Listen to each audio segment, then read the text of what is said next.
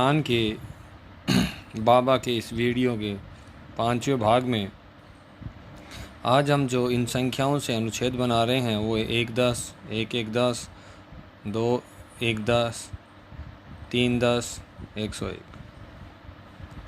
तो सबसे पहले हम जिस अनुच्छेद पे चर्चा करेंगे वो है नागरिकता विधि से।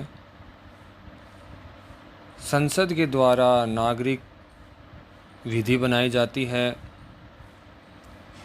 और उस विधि के अधीन ही हम नागरिक बने रहते हैं जब तक कि हमारा कोई कृत्य ऐसा ना हो जो देश के खिलाफ हो। दूसरा बिंदु है अनुच्छेद 110। इसमें 3 बिंदु हैं और एग्ज़ाम की दृष्टि से बहुत ही महत्वपूर्ण है। इसके पहले बिंदु में 6 बिंदु हैं। संविधान के अनुच्छेद 110 में 3 सब क्लॉज हैं। उसमें से जो पहला सब क्लॉज है उसमें 6 बिंदु है।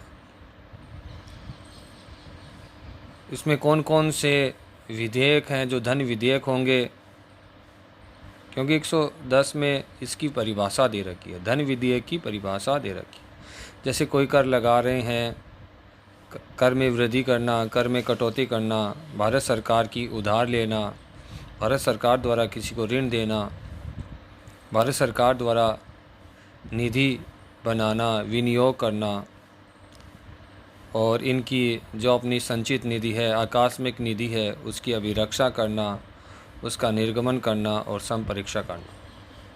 संपरीक्षा का तात्पर्य है लेखा करना। ये सारे बिंदुओं की चर्चा संविधान के अनुच्छेद 110 के बिंदु 1 में की गई है।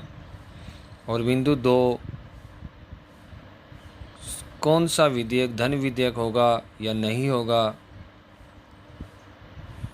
ये लोकसभा अध्यक्ष के द्वारा तय किया जाता है। और बिंदु 3 में लोकसभा के अध्यक्ष के हस्ताक्षर होने के बाद ही धन विधेयक राष्ट्रपति के पास जाता है। ऐसा अनुच्छेद 110 में लिखा हुआ है। अनुच्छेद 210 है, वो है संसद तथा विधानमंडल की भाषा क्या होगी।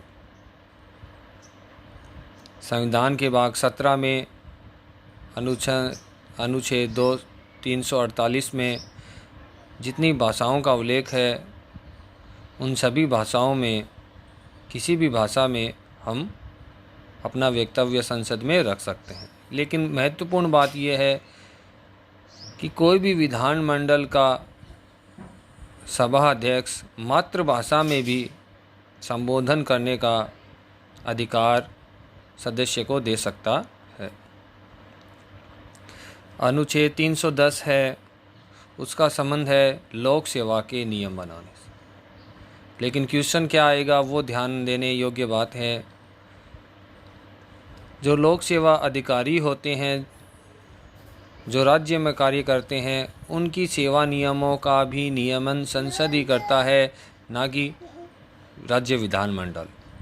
और अनुच्छेद 101 है योग्यताओं से संबंधित।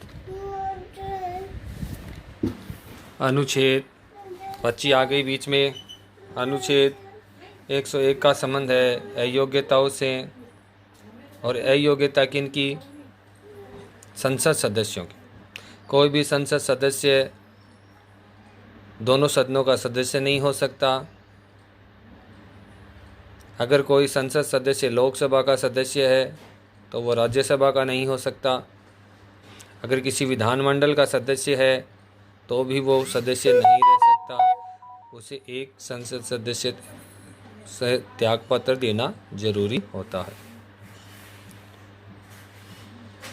धन्यवाद। इस वीडियो को आप शेयर करें, लाइक करें और अपने कोई भी 2 अनुच्छेद कमेंट बॉक्स में ज़रूर लिखें।